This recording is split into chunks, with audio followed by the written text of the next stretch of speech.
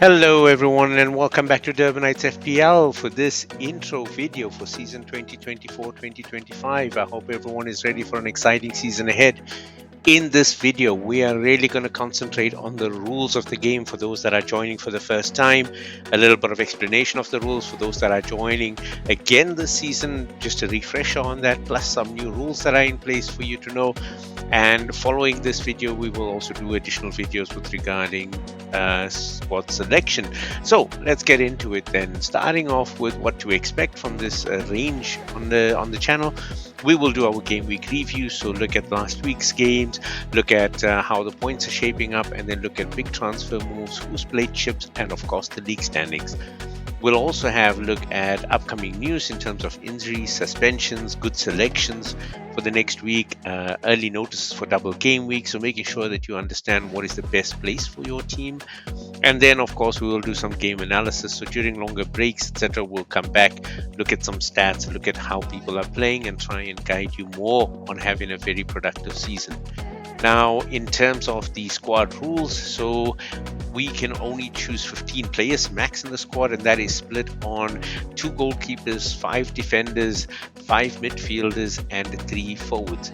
And in that, you can only select a maximum of 3 players per Premier League team. Now, if you choose a player from a Premier League team and he transfers to a new team during the season, he counts from the new team, so you can then bring in a 4th player from that team. But again, the rule is at any time only 3 players from one team on your full squad, right? Now, if you look at substitutions, now in substitutions, if a player in your first 11 that you decide to put on the field does not play in that game week, one of your substitutes from the bench will replace him. The substitutes are used in the order that you put them in the bench, so be very careful about how you set up your bench.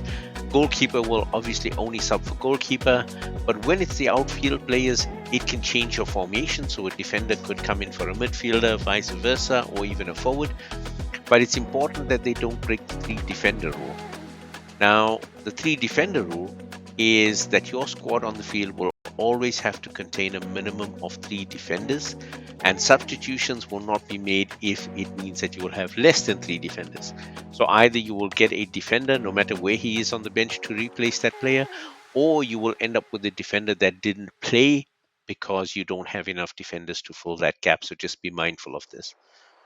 Then looking at transfers, some changes this season. So in terms of player transfer value, players will start off with a value, but as their performance goes, so if it's good performance or bad performance, they will start changing their values. They could increase, they could decrease.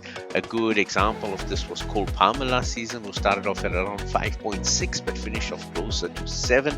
Now, when you transfer a player out of your squad, you can lose money or gain money on that, but you will also pay a small sell-on fee based on their value at that time. Also, you have free transfers each game week, so you're allowed to make 1 transfer for free, meaning that you can replace any player in your squad with another player, providing you have the funds available. So funds is very important to keep track of. Now, a transfer can be carried over, so you don't have to use it every week. And this season, there's a big change. You can accumulate up to 5 free transfers. And those transfers will not be lost if you play a wild card or a free hit chip. So you can play a wild card and the next week have 5 transfers available. So it's important to manage your transfers very carefully. It was a big decider in last year's league as well. Now, paid transfers means that if you make more than the free transfers that you're allowed, whether that's 5 or 1 or 4, it doesn't really matter, you will lose 4 points for each additional transfer that you make in that game week, unless you use a special chip, which we'll talk about next. And there's a cap of maximum 20 transfers in a week, so you cannot make more than 20 changes to your squad in a week, which is also not a good idea to do. So then looking at the transfer chips, so you have the transfer wildcard, which you will have twice in the season. The wildcard allows you to make unlimited transfers in a game week, so no loss. You can go more than 20, it doesn't really matter, and you don't lose any points. but you will still need to have enough funds to make the changes. So it's important to always structure your team so that you don't lose more than the 100 million that you start with. Otherwise, later on, when you're trying to use your wildcard, you will end up with less money to use in making that change. Now, we said there are two available. The wildcard windows are available. The first one is available from the start of the season. Of course, doesn't apply for week 1. So game week 1, you're allowed to make as many changes as you want now until the first deadline. But post that, you'll have the first wildcard available right up until the 29th of December at 2:30. Now, you can only play that once, by the way, guys. So once in that period. And then the second one will be available immediately after the first one expires, and then available for the rest of the season, which ends in May. So between December and May, you have one wildcard to use. Between September and December, you have one wildcard to use. Just important to remember that once you play this wildcard and you confirm your transfers, you cannot cancel that chip. Then we have also a free hit, and the free hit can only be played once in a season. That allows you to do the same pretty much as you do with a wildcard. The only difference is that it will only apply for that game week. So in the next game week, your squad will return to what it was. So any players that you brought in, any players that you sold will just swap back. And it's usually handy to use in a double game week where you really want to stack up on some teams, or in a game week where you want to try and avoid teams that are players that are conflicting with each other too much. There are some other chips that we want to talk about. The triple captain chip, which is super important. So in the game, the captain, whoever you make the captain in your squad for that week, earns double his game week points, right? So even if it's negative, if it happens to be a defender that gets -5, you will get -10. So just be careful of that. But if your nominated captain doesn't play, the vice captain will play, and the vice captain will also earn double. So it's important to watch how you play the captaincy chip. When you play triple captain, essentially your captain will earn 3 times their game week points tally, and this has proven to be quite decisive in the seasons that we've had. A really good boost if you have a captain that's maybe playing twice and is a proven goal scorer, can really make the difference to your team. Now, the bench boost can also only be played once, and essentially what this means is when you play in a game week, only the 11 players on your field get points. The players that are on the bench, their points do not count unless they are substituted onto the field. Now, when you play a bench boost, it means that it includes the points of the players on the bench. So if you have a game week where all 15 players in your squad have the potential to score big points, or are playing double games as an example, it's a good chance or good time for you to use your bench boost. And again, when you use that, it adds all the points for your entire squad for that game week. And then we have a mystery chip. So this is something new that's come up this season. We don't know what it does yet. FPL is keeping that super close to their chest. They will share details towards the end of 2024, and this chip will only be effective from January 25 to May. So quite interesting to find out what that will do. Right now, no news, but just be aware that there is something coming up.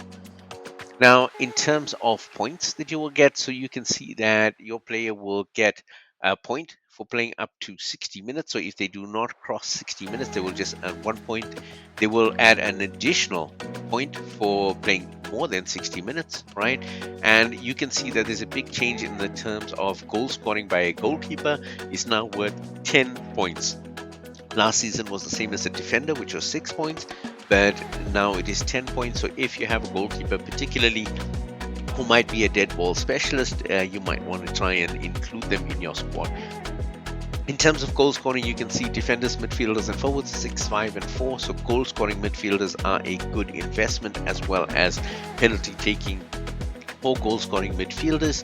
And then you can see the points pretty much stay the same for the rest of the season.